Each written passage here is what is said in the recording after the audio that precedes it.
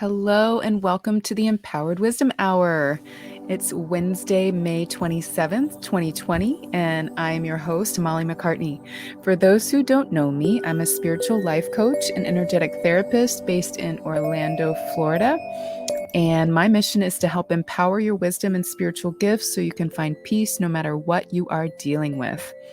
So I do this through private sessions in person and by phone all around the world, not just on Podbean, not just on a podcast. But if you'd like, you can check out my website at mollymccartney.com or follow me on Instagram at Empower Your Wisdom and Facebook, Molly McCartney, to learn more. And I see you there in the chat room, David. Thank you. Hello and welcome. So today's theme is how your inner work helps others. And you may have heard the quote, "Be the light you wish to see in the world," more than once. And in this show, I'm going to talk about what it means on a practical level. So it's more than just a pretty phrase. It's more than just an inspirational thing to say. Living by example can help others transform far more than your judgments, opinions, force, and any convincing argument can. It's just a fact. Energy matches energy. So if you're going to bring force and argument to the world, that's what you're going to get. So today we're going to talk about how not only just being more at peace with yourself and being more present can help eliminate arguments and eliminate stress that they bring into your life. But we're also going to talk about what inner work is and why it matters. So it's all about changing the world, and it's all about it being an inside job. So this is our 9th episode, and it's our our 8th live episode. Oh, hold on, my music is being weird. Okay, there we go. I think it's our 8th live episode, but our 9th episode in a series of shows dedicated to lending a spiritual perspective to the global COVID-19 pandemic. And as always, I hope this one will be helpful for you in finding a supportive spiritual perspective in a time of fear and chaotic energy, especially where the media is concerned. So I'm not sure what's going on around you, but I know that many are affected by this media craziness. So if you are, or if you're not, I'm sure you know someone who might be, or at least at this point is struggling a bit. So while we can't change their experience, we can certainly change how we're responding to the world. So going forward, I do want to let you guys know I won't be live every week, but I will be posting 2 to 4 pre-recorded shows each month with insights to help you on your spiritual journey, because I love doing that. And I hope to have some cool interviews come up too, like we did probably the prior year before I came back this year. We did a lot of interviews, so we're going to do a few more of those too. But as for today, I'll be sharing a few thoughts before I open the lines for calls, and then we'll end with a guided meditation to help focus your thoughts and your energy on balance and inner work and inner peace. So you can also feel free to type your question or comment in the chat anytime, and I'll get back to it when it comes time to take those questions. So here we go. How does your inner work help others?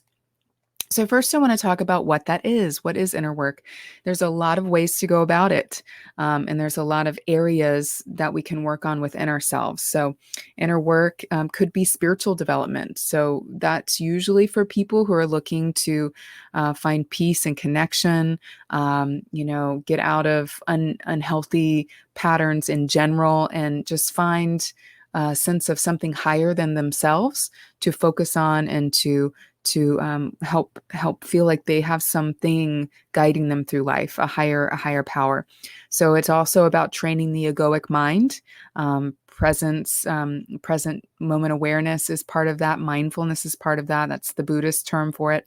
And any kind of surrender. So any kind of spiritual development usually requires a faith in that higher power or in spirit guides, and something that has a greater, broader perspective than you do, to take care of things for you. So it's a big stress reliever, in my opinion, spirituality. It's one of the things that, I'm actually by nature, at least as a kid, pretty high strung. People know me now and they'd be like, wow, you're so chill. And I actually heard that, when I was a teenager. I'm like, what are you talking about? I'm a piano wire inside, because that's, I was given that kind of, I won't say injury, but that challenge of being a little bit high strung and definitely an overthinker, and had a lot of, kind of grief trauma earlier in my life, to learn how to manage it, to learn how to not necessarily overcome it, but learn how to be my true self, but also find peace.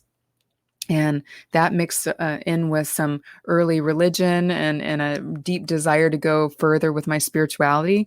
That's what led me on the path. So we all have a reason. Usually it's a breakdown of some kind. It can be a life change, a life trauma, a dark night of the soul, where you're just kind of feeling like, what's the point anymore?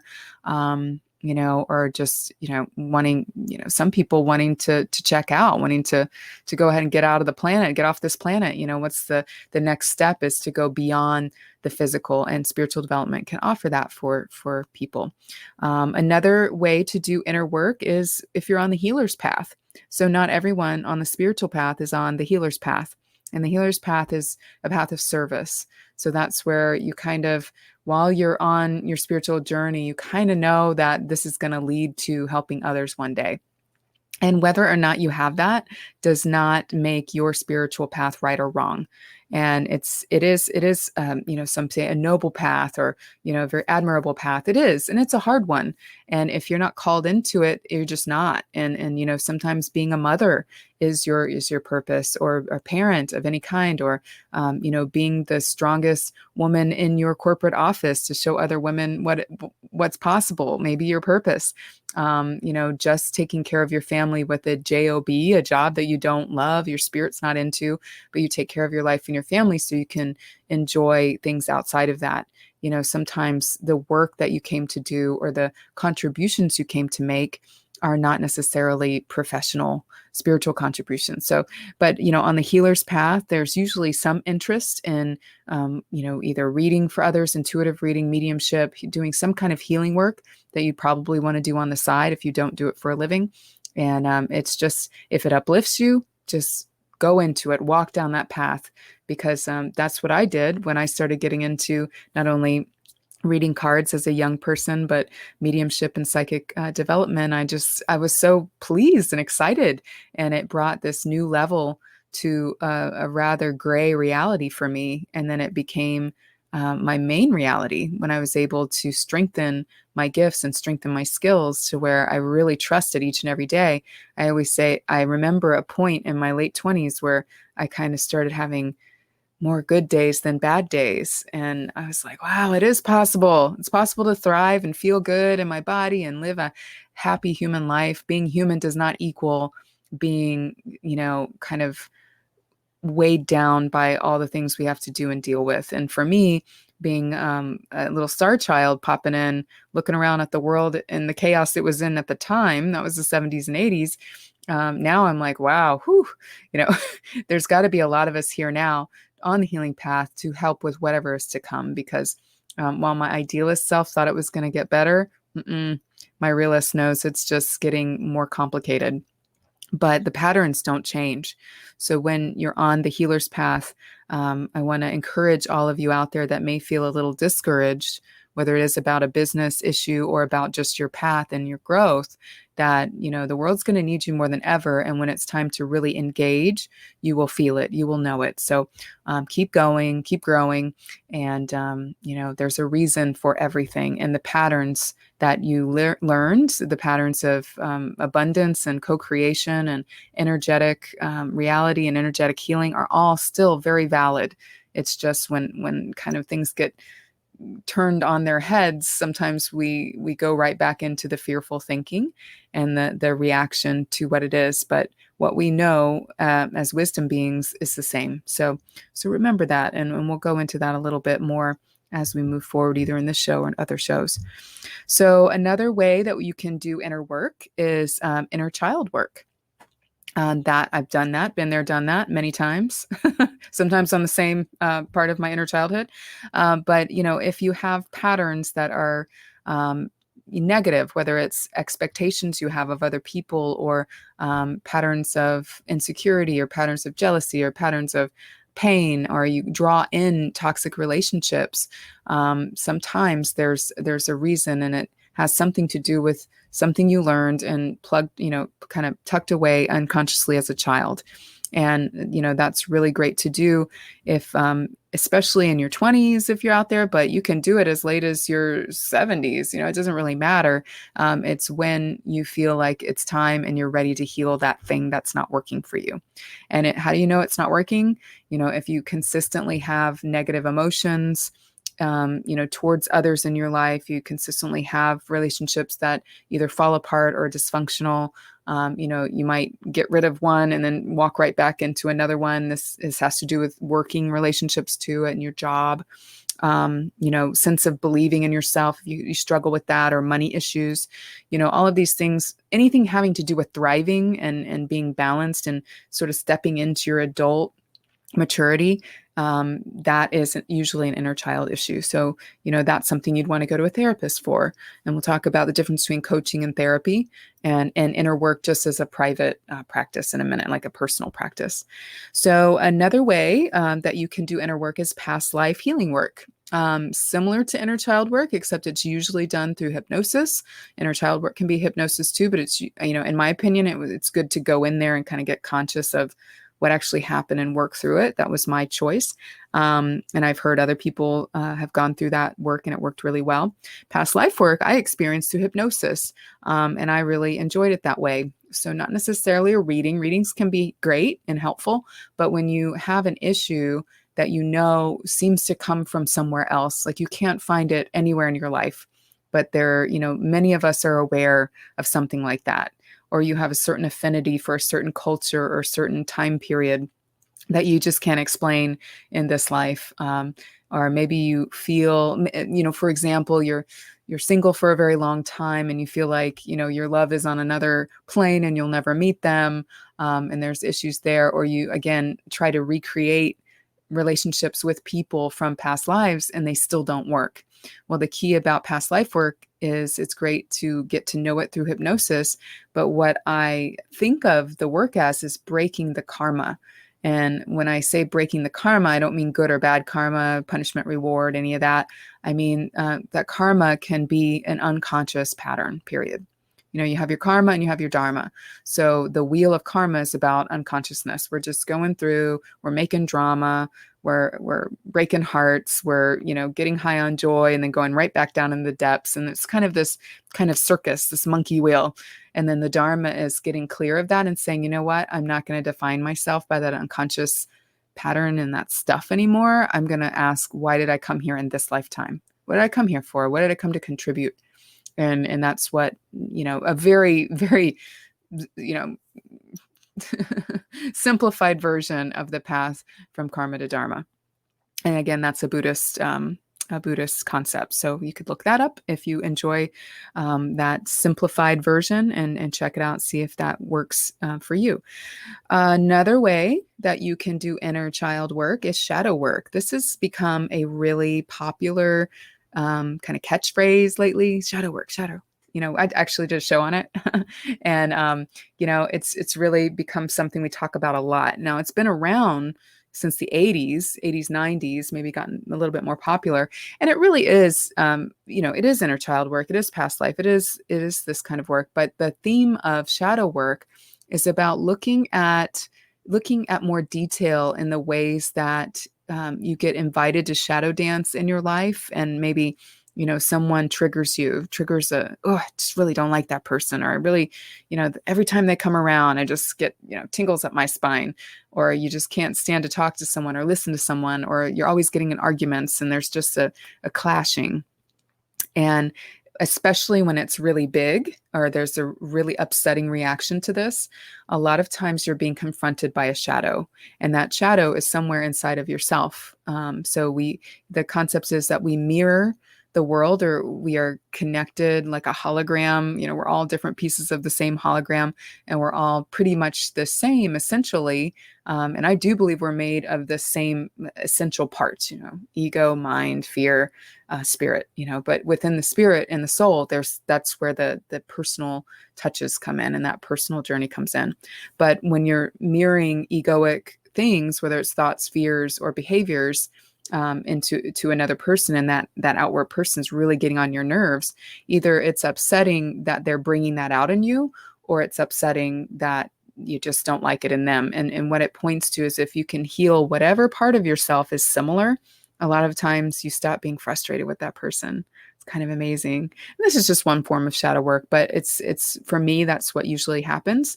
And when I notice I become friends with the shadow, I bring light to it. Either, something I'm uncomfortable with in myself or don't like in another person, the issue just dissolves. Not without a little bit of journaling and crying and maybe some candle burning, but, or therapy. So, there's a lot of ways to go about it. And it really is about loving what's in the shadow. And to me, it's very humbling as a light worker and as a spiritual coach. And, I call myself a vibrational, energetic therapist these days because, I may help people heal, but I'm more of a facilitator of the healing. So I feel more comfortable with that. But I'm doing this work in the world, and I'm never ever going to let myself say, oh, well, I have arrived. I'm completely enlightened and I'm in Dharma all the time and there are no shadows, because that's just not true. And I've said it before, I'll say it again. Everyone out there has shadows, every guru, every person you can imagine. And it's just how they deal with it. So how are you dealing with yours? Do people set you off? Does the world set you off?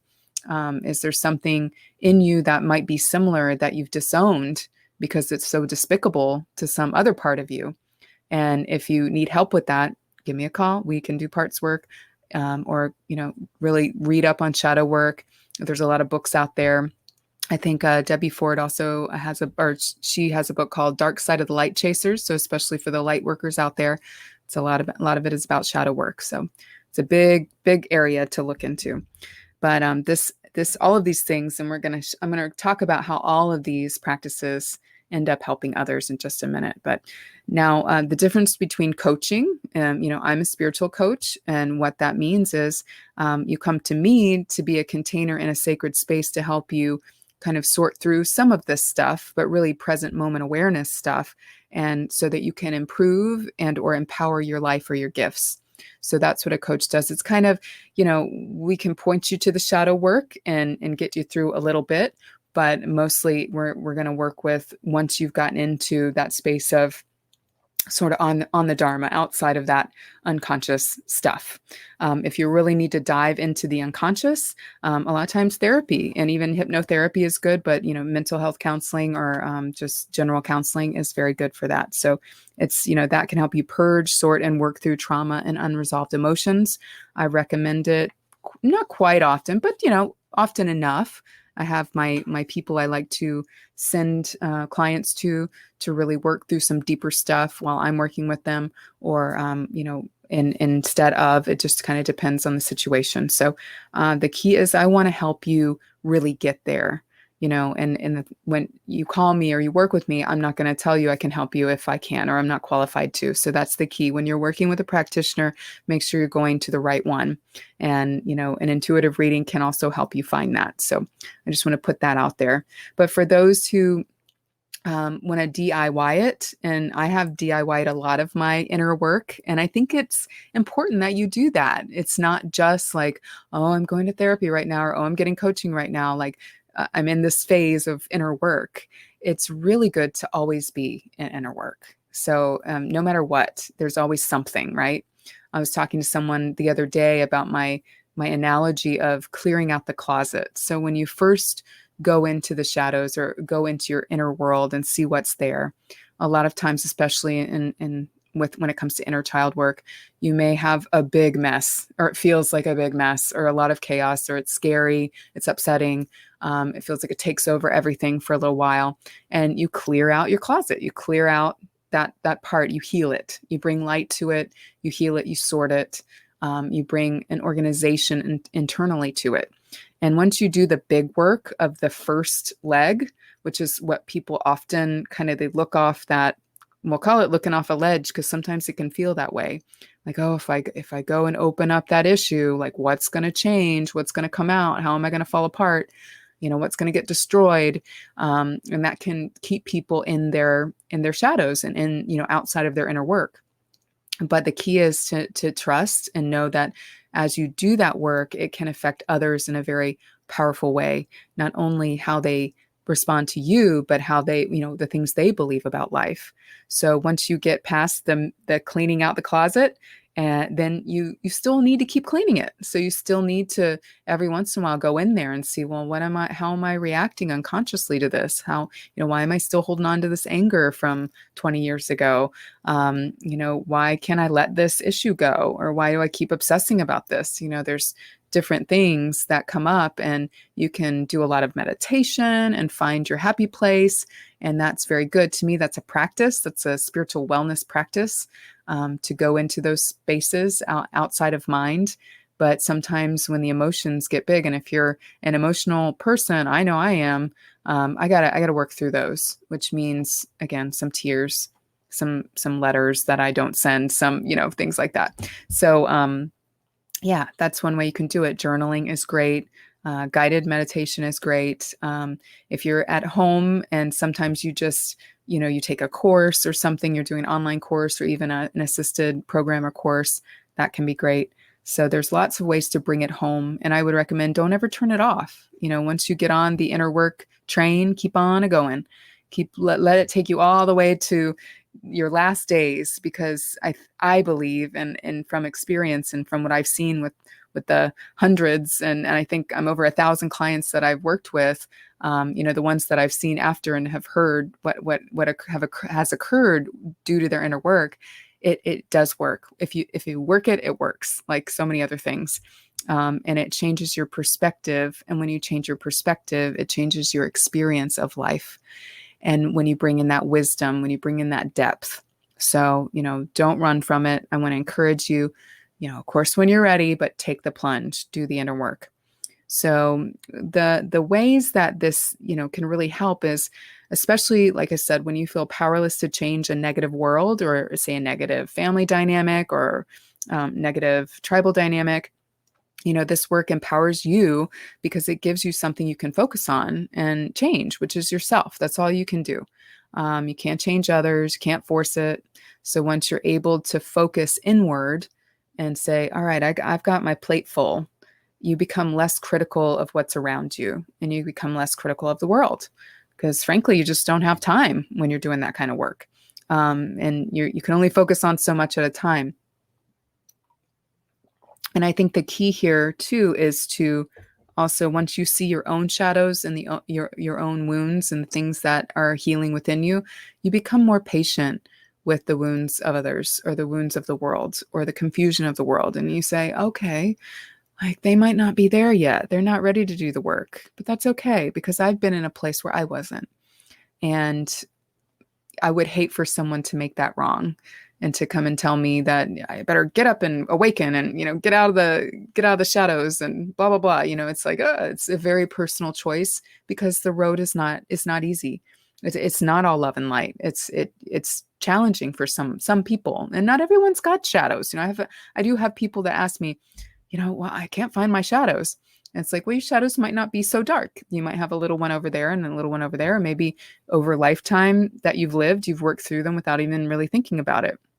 But of course, by what's happening in your life, that's the evidence. How you feel about the way it's going is all the evidence you need. So things are going okay, status quo, you're probably doing fine. Life has a way of calling you into this work when it's time. So when you change yourself through this inner work, another way this helps is your point of attraction changes.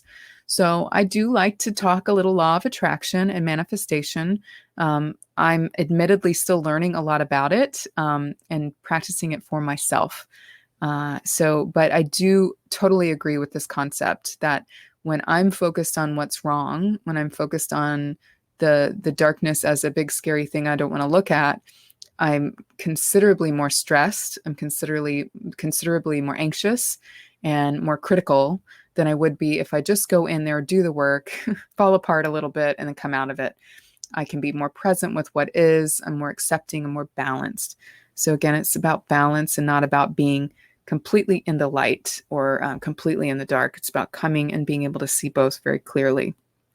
And when you're able to do that and be in the present moment, ideas come. The ability to act on those ideas is there. Um, Opportunities pop in because if you're in a different state, even if the opportunity came in, you might not see it. So it's really interesting to be in that state of balance and openness, that your closet is clear and you're ready to live with whatever comes at you that day, and you're not dragging all that stuff behind you. So point of attraction changes. There you go. Life starts to change pretty interestingly. So, another way this helps is when you feel better and more present through your inner work, others react to you differently. So, a lot of times people will feel inspired, at how much you've done, how much you've changed. People will feel safe because you're more present and less judgmental. They're safe, so they come back around. There's healing that can happen. Present, they can be more present because presence often breeds more presence, just like absence breeds absence. So if you're in a room full of people that are all talking over each other, and that's the state of being and the consciousness they're in, it's just going to be like, oh, like I can't even tell who's talking. I don't know if any of you have heard those conversations. They're very frustrating. Like I just get really quiet if I feel that happening. But when everyone's present and listening, things open up, the inner world opens up, everyone opens up to each other, new ideas are shared, new emotions are created. And you go, wow, that was a really nice experience. So the key is being present. To me, the payoff is, really cool memories of like, wow, I'm creating this really cool life. And when I kind of look back at it, I'm not feeling, besides these things that when I didn't know what I know now, I didn't know how to work on them. And then I did. Now I'm clear and I'm present and I can accept these things as what they are and know what to do to balance in the moment if necessary. So another way this helps is clearing negative patterns makes it possible to create new positive ones. So for me, I would say my example is, changing diet. I've done it a gajillion times. And every time I do it, it changes the way my body feels. And I feel that as I age, it has changed. The needs have changed. There was a time when I ate nothing but junk, and then I was, went full vegan. And then I've gone into flexitarian, but it's all whole food. And I definitely know there's certain just no-nos. Like if I eat that, I'm going to feel awful. And things I used to eat all the time. And I was quite ill, in my late teens, early 20s. So my immune system was down, but I changed because I dealt with those patterns of negative eating, and came into a healthy eating pattern. I've created new positive patterns. So I literally don't even crave this stuff I used to crave. This is the same with relationships with a lot of people. You're used to going for the bad boy or going for the argument, and then you learn to let go. You learn what that is that creates all that, and you release it, and then you're able to have a present moment, beautiful relationship with people. So this is the way. If you want life to change, you got to work. But it's worth it. It's definitely worth it, because what else are you going to do? Either stay in the negative pattern or work on it and get positive. And it doesn't take that long when you really focus on it.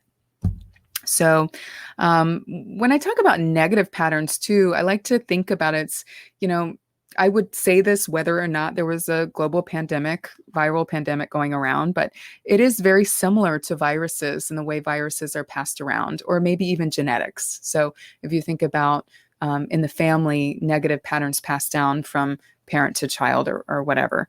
But also in the world, when we're out interacting with each other, whether we're related or not, the energy that we bring to a situation is what we pass on. And unfortunately, sometimes we do get affected by someone else's negative dynamic, but therein lies shadow work. So you can see how, oh, I get affected by the world all the time. I go out feeling like rainbows and I come home feeling like a storm, like a hurricane. I feel awful. And it's, so the world's an awful place. So the world, everything's just damaged. And the key is if you're able to do the work of, well, what is it inside me that resonates with that recognizes it or identifies with it? And maybe I can bring love to that part of myself. And then when you go out in the world, it doesn't affect you quite as much anymore. Or you realize that you have to limit your time in certain situations, and you know how to take better care of yourself, but you're not overwhelmed trying to be like everyone else and blend in. because when you blend in, you're susceptible to that kind of viral negativity. Let's just call it that. And negative is, again, hard word. Negative is not bad, but when it comes to chaos, to me, chaos is like, it's just all over the place. It's very disorganized and it doesn't feel good. So you could call it chaos, you could call it negative, whatever you want to call it. The energy that doesn't feel good can get passed around. But when you become stronger than that, when your good vibes become stronger than the negative vibes, you're less likely to get dragged down by it. And that's having good energetic boundaries.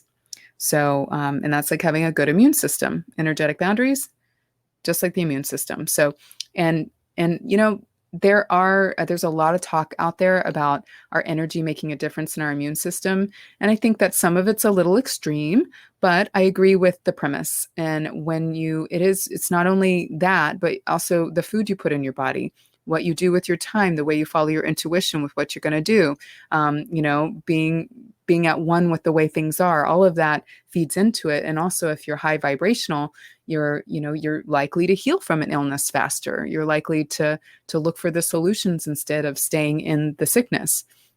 And your energy is stronger, so you're likely to overcome it. I say likely just because that there's a lot of research and stories about it out there, but it's not always true. Sometimes it is, the illness is a lesson, and you have to stay there for a while. So it's all very personal, and I never want to be too general on this show, but I do want to inspire you to think about how this inner work that you're probably doing, if you're listening to the show, is really going to help you in a lot of areas. So if you're worried about losing people or life changing too much, or worried about not being able to handle it on the other side, just know this is being human. You are a transformational being, and you can stay the same if you want. You get to choose that. But if you're one that hungers for growth and to live differently than when you came in, like me, this is worth it. This work you're doing is worth it. And it's not forever. It will change. You will change. You will go through really good times in your life, and you may go through some really difficult times of grief and challenge. But you know what? You'll get through it all. And the more that you fortify that inner world, the more strong you will be to deal with it. And you can help others, whether it's professionally or just as an inspiring person or a good friend. So it's good stuff. And if I haven't encouraged you to do your inner work enough, I don't know what else I can say, but I'm cheering you on, because I know if you're interested in wisdom, if you're interested in spiritual coaching, if you're interested in doing this stuff and talking about these subjects, you want transformation, you want growth. So I'm simply here to say you're not crazy and you're not the only one. And whatever you're risking to heal is probably worth it. So I would encourage you to listen to your intuition on that and take it in, and take steps when your guides and when your inner self tells you to. It's very important. So let's see. I think that's most of what I had to say about it. If anyone has any questions or any comments, you can feel free to put them in the chat or call in on the app. If not, I can do a group reading. I will definitely fill in our time, but I want to give everybody time to say something here. And I'll go on a little bit while I wait for those calls. So some other thoughts I had about why inner work is so important and how it helps others is, one, when we bring light to our own darkness, our fear gets less, because we can see what's in there. So if you have parts of your psyche or parts of your life, you're like, I don't want to go back there. I've closed the door on that. Don't want it. But yet you're having issues, or maybe several people have told you got to work on that thing, or else this other thing's going to keep happening. And you've had that reflected back to you, or it inside. The key is when you open the door. I used to think about it as like a herd of horses, would just run out and run me over. I know that's kind of weird, but it's like, if I open that door, there's these violent horses, and they can't, these stallions just can't wait to get out of there. And I get run over and beat up a little bit, but then it's over. After they run me over, I'm done. And I can get up, dust myself off, look what's in the door. And usually, oh, that's it. That's all that was in there. But I made it mean so much more. So my fear would get less. And that can happen, especially with shadow work and inner child work. And trauma work as well. So you can see that your thoughts are only thoughts and your judgments are only natural and even your fear is only natural, but they are not everything. They're not all of who you are. So that's the key. When you bring light to your own darkness, you can see everything a lot better. And you're not scared of those parts of you. Therefore, you get less scared of life and of change. Um, it also takes choosing peace, wisdom, and love over all states of being to enable connection with anyone on the planet or connection with the planet in general. So, there's the fight or flight scenario, and that's kind of what we're growing out of. I feel kind of as a species, maybe it will always be there to some degree, but it really, we don't need it as much as we once did when we were cave people and we, were fighting other tribes on a constant basis and running from saber-toothed tigers and everything. Like we really had to fear for our lives. These days, we create those fears, even though we live in a world of abundance. We create them and run our immune systems and our our nervous systems on them. So the key is to make sure that you set your course for something that you want to feel most in life, especially if you're a feeling person. If you're not a feeling person, you're more in your mind like, well, how do you want your mind to feel? More organized, more stable, more grounded, more certain. Maybe you're a thinker. If you're a feeler, you want to feel a certain way most of the time. Like for me, it's at peace. If I'm at peace, then I can easily access joy. I can comfortably access my shadows. But I'm in peace. So I don't need anything else to get out, to get out of, to jump into.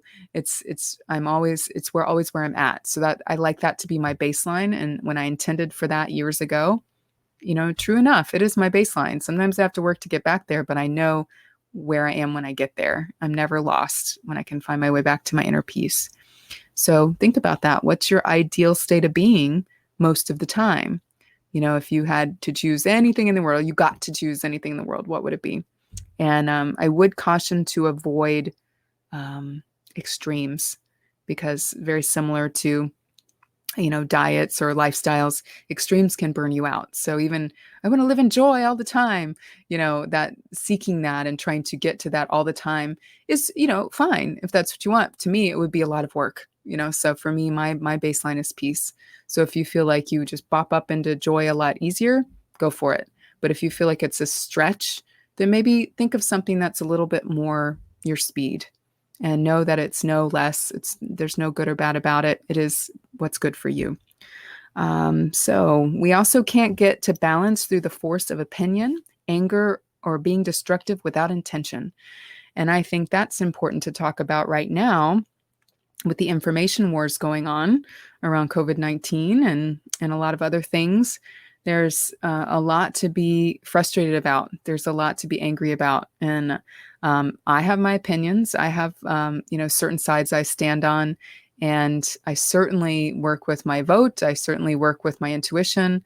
I work with how I spend my money. That's how I work. I don't, vocalize a lot of that stuff unless it's in a situation where I feel like some kind of change or experience will be created from it. But the key is if you're a fighter, and I've gone through this before because I want to honor all the warriors out there, you're going to need to fight. So be an activist, do something that lets that part of you feel like it has work to do. It has a purpose, because if you have a warrior spirit and you feel like you're impotent to make change, you're going to feel that. So that's just who you are. So make sure you're doing it in a wise way, though. So make sure you're getting it out there or working for an organization or doing something where there actually is change occurring. If not, you're probably going to get into ego about it and just feel frustrated. Same thing for those who seek peace and, just everything's just too loud and crazy and you just want everybody to shut up. It's easier just to turn it off and unplug and do your own thing. It's easier to let it be there and say, yep, that's how the world is, or at least how it appears on TV or internet or social media. That's how it appears. But we only know, this is a good point. My spirit guides taught me years ago, we can only know others and information at the point at which it is exchanged. So people are so multifaceted. Things are so multifaceted. The truth is often multifaceted. And we can only see it from one side at a time from where we are. So the key is to accept that and to say, let's just wait for these things to move forward, to unveil, to show a little bit more, whether it's a person or a situation. And then, you can start to work on it when you can dig your heels in. But when you get up in arms and get really frustrated about things and get angry and start getting in internet fights, sure, a lot of people, I'm not sure about the audience on the show. I haven't met a lot of you in person. Some of you I have, but the ones I've met in person probably aren't getting into internet fights. But if anyone is, just a little guidance there to maybe again look at if someone's being self-righteous and you're upset about that. Is there something in you that's a little self-righteous that you don't like, that always gets you into trouble, that or that was disowned from another relationship? And see where you can send it love, and maybe those things won't trigger you so much anymore, and you can use that opinion towards something that can actually make some change. So another thing that goes on in this world that is interesting to talk about when we talk about inner work and kind of spreading the light is spirit, including the Holy Spirit, which is a concept in the most popular religion, well, one of the most popular religions in the world. But even that is really underrated in the human race. We get so focused on religion, we forget about the spirit side of it. So when you're working on yourself, always work towards that spiritual truth and who you really are underneath all of those other parts of yourself. It is, to me, the most important thing to consider if we want a new world in a new way, is to see everyone as spirit beings in human clothes.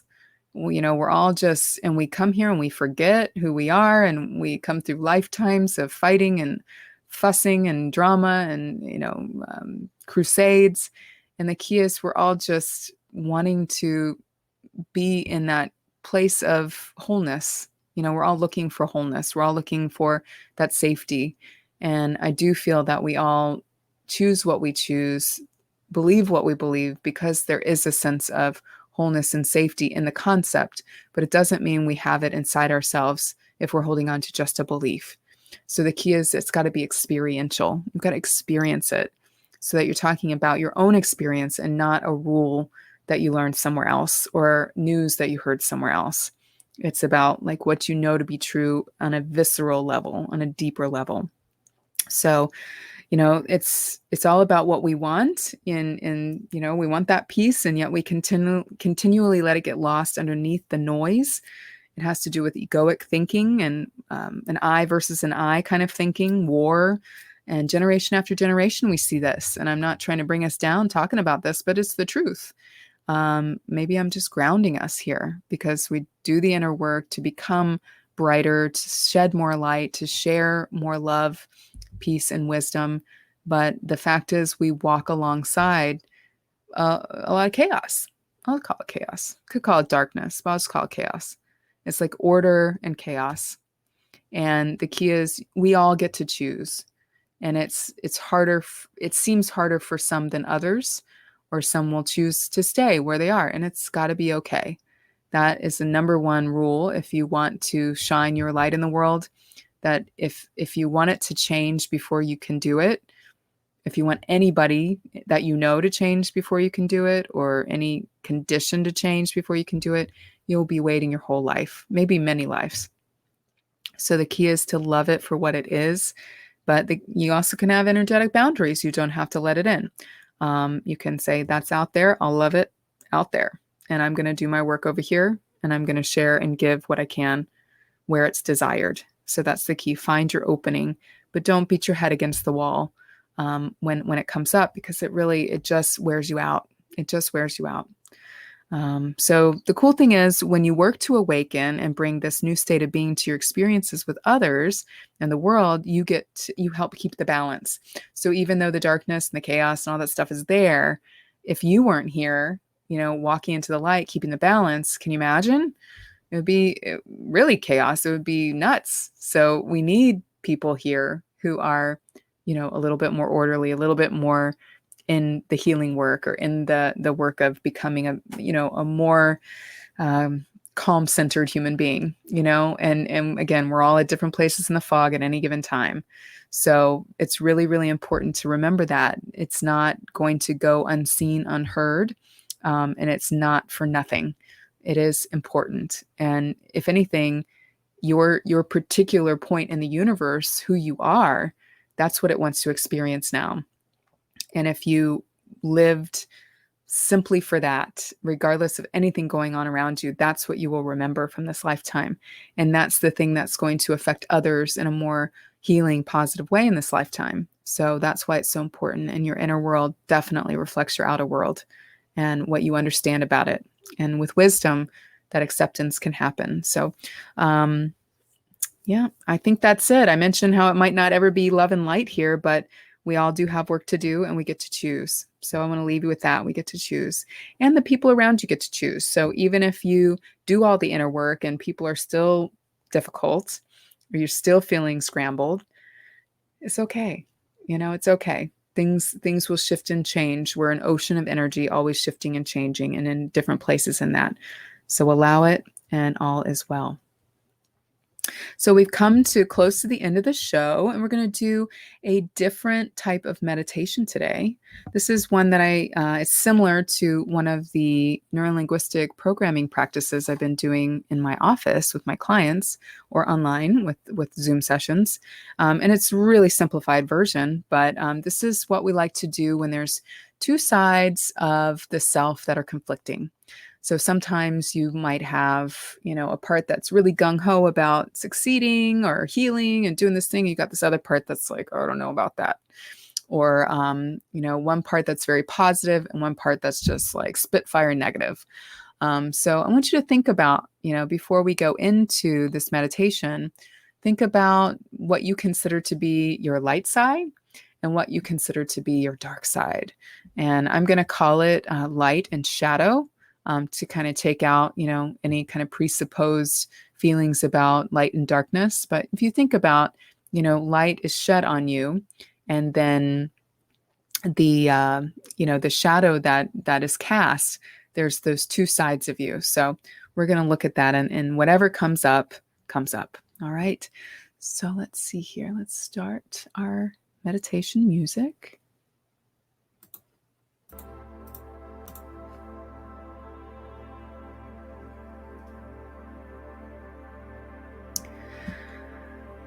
And for wherever you are, whenever you are, listening to this show and the sound of my voice at this time, I'd like you to find a comfortable spot to sit or lie down on your back.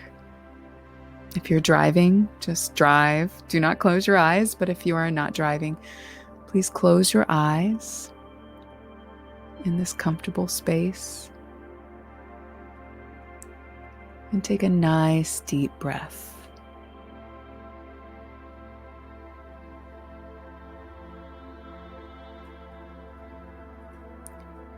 Notice any sounds coming through your ears, the music, the sound of my voice, anything else in your environment.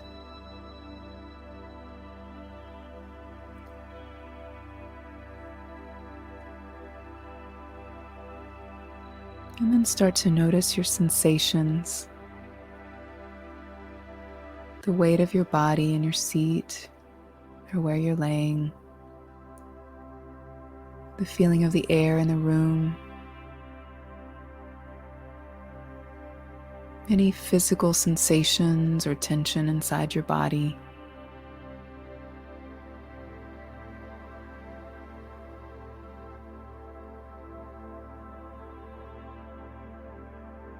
And now focus on your vision, your third eye, right between your physical eyes. Allowing any light to dance on your eyelids, behind your eyes as you watch, noticing any images appear in your mind's eye. And just breathe.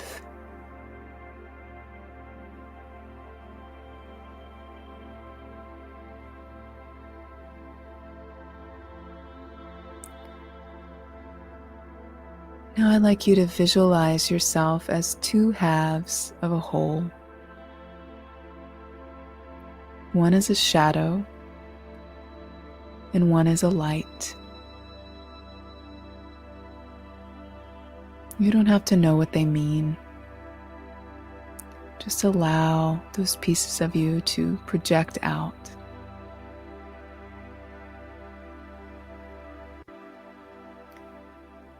Allow them to stand in front of you a few feet apart.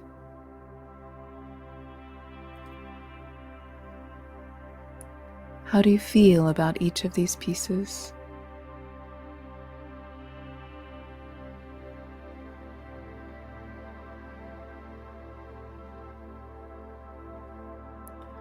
Notice any similarities or differences.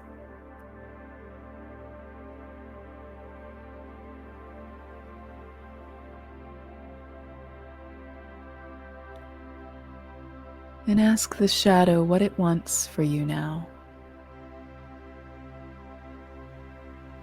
And receive the message.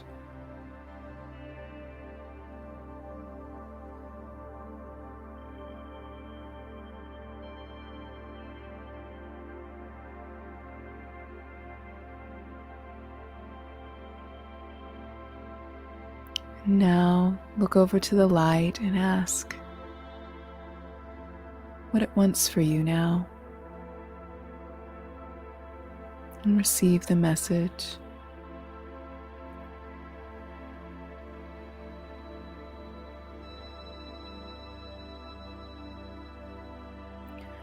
Notice how their answers connect somewhere inside of you. And realize how they both are valuable. And your awareness of them makes all the difference.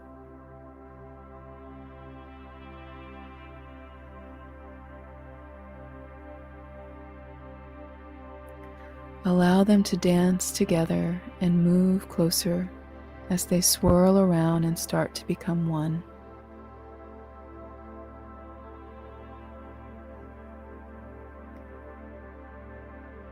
Feel how this balance feels. And notice any visions that appear.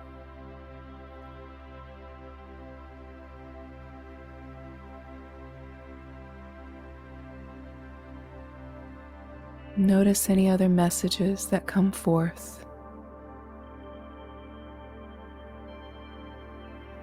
Allow this swirling, balanced energy to come home to your heart center.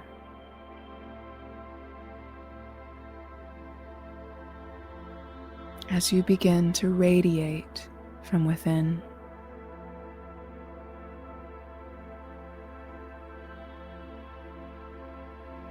Embracing all sides of who you are as you do the work of awakening.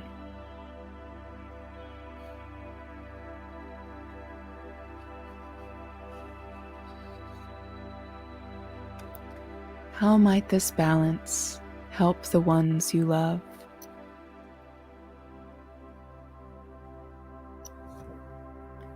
How might it make the world a better place?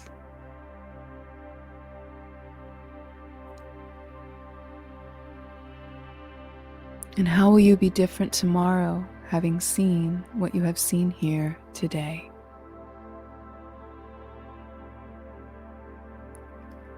Rest here now, feeling the gateway open to allow new feelings of peace, wisdom, and love to fill you up and give you guidance.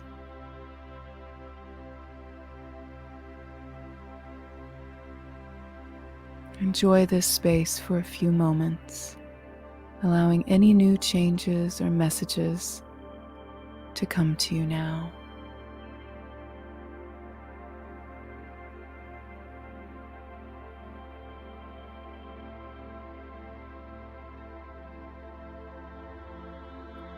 Bring this feeling with you as you follow the sound of my voice as I count from 1 to 5. 1. feeling balance flowing through your spirit. 2, ready to radiate this power into your life. 3, grateful for all parts of yourself. 4, feeling present. And 5, when you're ready, open your eyes and come back to your physical space.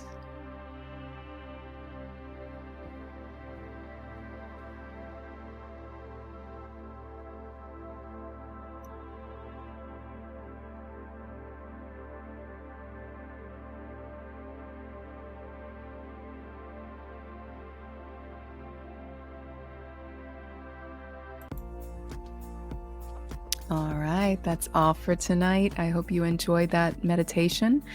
Thank you so much for joining me for this episode of the Empowered Wisdom Hour.